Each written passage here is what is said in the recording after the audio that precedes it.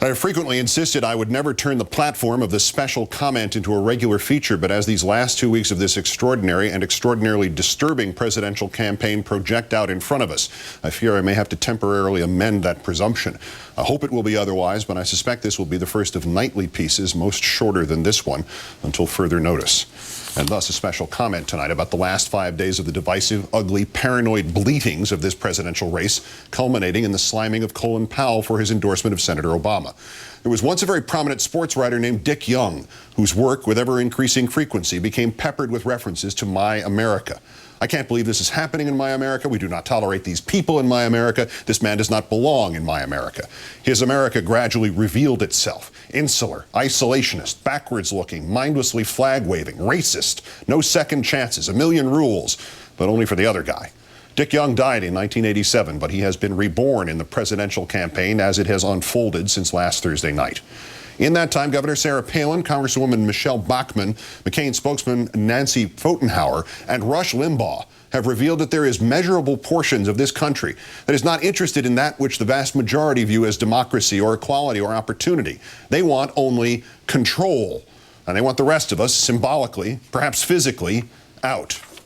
Governor Palin, we believe that the best of America is not all in Washington, D.C., you told a fundraiser in North Carolina last Thursday to kick off this orgy of condescending elitism. We believe that the best of America is in these small towns that we get to visit and in these wonderful little pockets of what I call the real America. Being here with all of you hardworking, very patriotic, very pro-America areas of this great nation. Governor, your prejudice is overwhelming. It is not just pockets of this country that are pro-America, Governor. America is pro-America. And the real America of yours, Governor, is where people at your rallies shout threats of violence against other Americans and you say nothing about them or to them. What you are seeing is not patriotism, Governor. What has surrounded you since your nomination has been the echoing shout of mob rule. Indeed, that shout has echoed to Minnesota, where the next day an unstable congresswoman named Michelle Bachmann added to the ugly cry. I wish the American media would take a great look at the views of the people in Congress and find out, are they pro-America or anti-America? I think people would love to see an expose like that. For nearly 2 years, Ms. Bachmann, who made her first political bones by keeping the movie Aladdin from being shown at a Minnesota charter school because she thought it promoted paganism and witchcraft, has had a seat in the government of this nation, a seat from which she has spewed the most implausible, hateful, narrow-minded garbage imaginable. Well, Congresswoman, you've gotten that expose you wanted, have you not? Though not perhaps in the way you imagined. Since giving voice to your remarkable delusion that there are members of Congress who are anti-America and the extraordinary tap dance of sleaze and innuendo about Senator Obama which followed, the challenger for your House seat, Elwyn Tinklenberg, has been inundated by donations, $700,000 in the 3 days after you spoke. Because the America you perceive, Congresswoman, with its goblins and ghosts and vast unseen hordes of traitors and fellow travelers and senators who won't ban Aladdin, exists only in your head and in the heads of the others who must rationalize the failures in their own lives and of their own policies as somebody else's fault, as a conspiracy to deny them an America of exclusionism and religious orthodoxy and prejudice, about which they must accuse and murmur and shout threats and cleave the nation into pro-America and anti-America.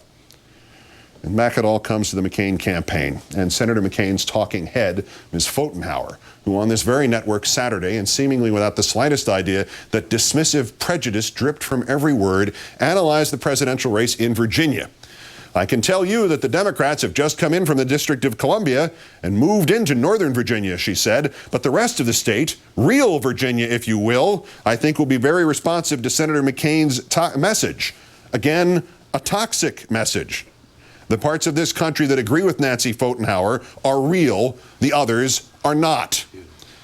Ms. Pfotenhauer, why not go the distance on this one? It was Senator McCain's own brother who called that part of Virginia nearest Washington communist country. Cut to the chase, madam. No matter the intended comic hyperbole of Joe McCain, this is the point, isn't it? Leave out the real meaning of communism, madam. Joe McCain reduced it to a buzzword. It has no more true definition right now than does socialism, or the phrase, a man who sees America like you and I see America. It's about us and them, the pro and the anti. Never mind, madam, that the bisecting of this country that you happily inspire means taking a tiny crack in a dam and not repairing it, but burrowing into it. It is not enough that Senator McCain and Senator Obama might differ. One must be real and the other false. One must be pro-America and the other anti. Go back and, as your boss Rick Davis said today, rethink Mr. McCain's insistence not to drag the sorry bones of Jeremiah Wright into this campaign. And whatever you do, Ms. Pfotenhauer, allow no one enough time to think about the widening crack in the dam. And now all this comes back together to attack Colin Powell. Secretary Powell says his endorsement is not about race, writes Rush Limbaugh, and the grand wizard of the school of reactionary non-thought continues. Okay, fine. I am now researching his past endorsements to see if I can find all the inexperienced, very liberal white candidates he has endorsed. I'll let you know what I come up with. It is not conceivable that Powell might reject McCain for the politics of hate and character assassination or just for policy. In the closed, sweaty world of the blind allegiances of Limbaugh, one of us who endorses one of them must be doing so for some other blind allegiance, like the color of skin. The answer to this primordial muck must be addressed to one man only. Senator McCain, where are you? I disagree with you on virtually every major point of policy and practice, and yet I do not think you anti-America. I would not hesitate to join you in time of crisis in defense of this country. Fortunately, you did not echo this chorus of base hatred, but neither have you repudiated it. What is pro-America, Senator? Is it pro-America to call a man a racist because he endorses Barack Obama? Senator, you have based your campaign on many premises, but the foremost and the most nearly admirable of them all have been these pitches about reaching across the aisle and putting, as your ubiquitous banners read, country first. So when Colin Powell endorses your opponent, you say nothing as your supporters and proxies paint him in this anti-America frame and place him in Governor Palin's unreal America? Senator McCain, did not General Powell just reach across the aisle? Did he not, in his own mind, at least put country first? Is it not your responsibility, Senator, to, if not applaud, then at least quiet those in your half of our fractured political equation? Is it not your responsibility, Senator, to say enough to Republican smears without end? Is it not your responsibility, Senator, to insist that win or lose, you will not be party to a campaign that devolves into hatred and prejudice and divisiveness? And Senator McCain, if it is not your responsibility, whose is it? Let's count down for this, the 2,000th day since the declaration of mission accomplished in Iraq. I'm Keith Olbermann. Good night and good luck.